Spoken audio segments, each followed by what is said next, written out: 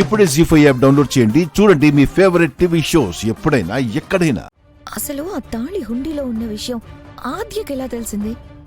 ఎవరిదో ముడుపు పడితే దాన్ని బట్టి దొరికింది అని చెప్పింది కదా. అలా అని అది చెప్తుంది, కానీ దానికి తెలిసే ఆ హుండీ తెరిపించుంటుంది. దాని తెలివితేటలు నాకు తెలియవా? నాకు తెలుసు. అవునత్తయ్య, నాకు తెలుసు. మీ మాటలు విన్నాను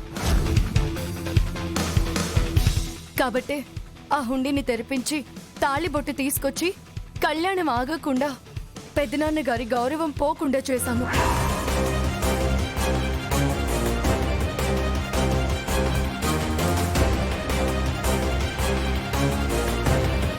ఏంటత్తయ్య ఇది? చారు పెదనాన్న గౌరవం పోగొట్టాలని చూస్తుంటే, పెదనాన్నని అవమానించాలని చూస్తుంటే, సొంత చెల్లెలివై ఉండి తన చెంప పగలగొట్టకుండా ఎలా చూస్తూ ఊరుకున్నావు? ఏంటి చెంప పగలగొట్టేది? కొడితే చూస్తూ ఊరుకుంటాననుకుంటున్నావా? ఊరుకోక ఏం చేస్తావు? నువ్వు చేసింది చిన్న తప్పు అనుకుంటున్నావా? అసలేమనుకుంటున్నావు చారు నీ గురించి? ఆ ఇంటి కోడలుగా ఇంటి గౌరవాన్ని ఎలా పెంచాలా అని ఆలోచించాల్సింది పోయి అందరి ముందు పెదనాన్న పరువు తీయాలని చూస్తావా? శ్రీను మౌనంగా ఉన్నాడన్నా, ఈరోజు నువ్వు ఆ ఇంట్లో ఉంటున్నావన్నా అందుకు కారణం పెదనాన్న. లేదంటే ఇష్టం లేని పెళ్లి చేశారు అని శ్రీను ఎప్పుడో నిన్ను ఆ ఇంటి నుంచి పంపించేసేవాడు. ఒక ఇంటికి కోడలుగా వెళ్ళడం అంటే మన వల్ల ఆ ఇంటికి మంచి పేరు రాకపోయినా పర్వాలేదు, చెడ్డ పేరు రాకూడదు. ఆ తాళి కనిపించకపోయింటే అందరిలో పెదనాన్న పరువు పోయిండేది. కూతురిలా నిన్ను ఆదరించినందుకు ఇదా నువ్వు చేసే పని? నా ఇష్టం. అయినా నువ్వెవరు నాకు చెప్పడానికి? Shut up.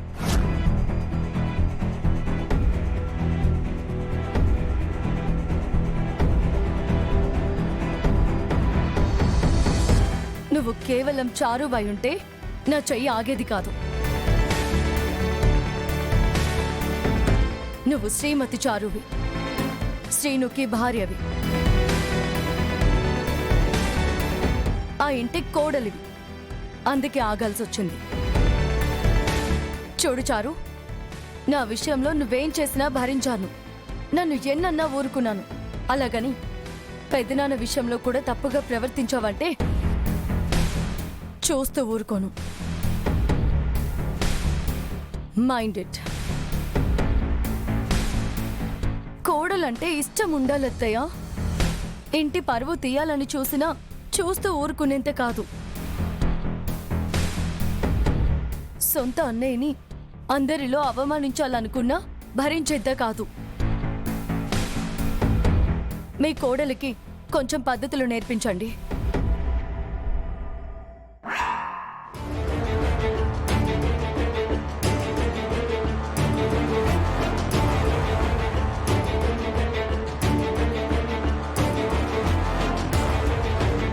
ఇదంతా నీ పనా?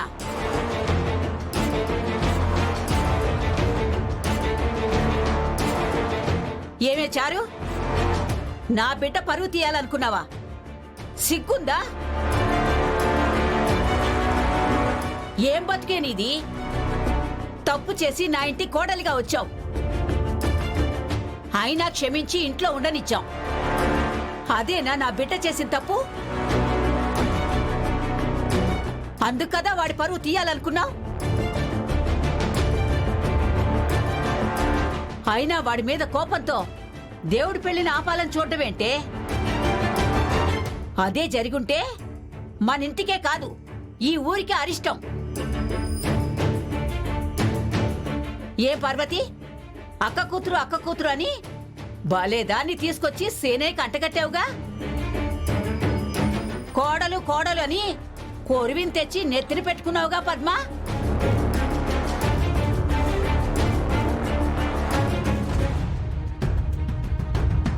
ఏమండి ఏమండి చెప్పు జానకి. మీతో ఒక విషయం మాట్లాడాలని చెప్పాను కదండి. ఆ, ఇంట్లో మాట్లాడాలి అన్నావు, గుళ్ళో చెప్తా అన్నావు కదా, చెప్పు. నేను అడిగింది కాదన్నని మాటిచ్చారు, గుర్తుందిగా? గుర్తుందిలే జానకి, ముందు విషయం ఏంటో చెప్పు. అది అది మన రామలక్ష్మి, మన బిడ్డ గురించి మనకి తెలుసు. రామలక్ష్మి ఆగమని చెప్పానా? రామలక్ష్మి నిన్నే. రామలక్ష్మి బిడ్డ ఏమైపోతుందో, ఈ అమాయకురాల్ని ఎవరు చేసుకుంటారో అనే భయపడే రోజుల్లో తనకి మంచి సంబంధం చూసి పెళ్లి చెయ్యాలి అనుకున్నాం. కానీ మన రామ కాలేజీలో ఒక అబ్బాయిని కాలేజీలో ప్రేమించింది.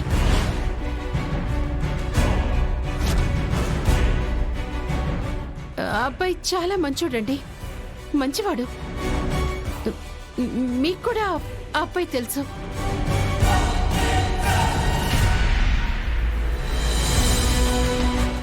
మన రామాకి హాకీ నేర్పిస్తున్నాడు కదా, ఆ అబ్బాయే. రామలక్ష్మి, రామలక్ష్మి ఆగు.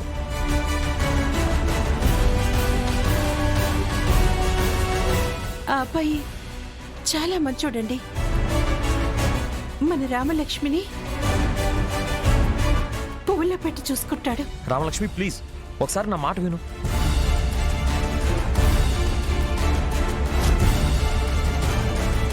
ఒకసారి మన అమ్మాయిని ఇంటికి తీసుకొచ్చినందుకు అన్యాయంగా శివరాంతో టన్నులు తిన్నాడు. ఆ అబ్బాయేనండి, ఆ అబ్బాయి. ఎందుకు రామలక్ష్మి నేను చెప్పిన మాట విను? ఏంటి సార్ మీరు ఎందుకు నన్ను ఇలా ఇబ్బంది పెడుతున్నారు?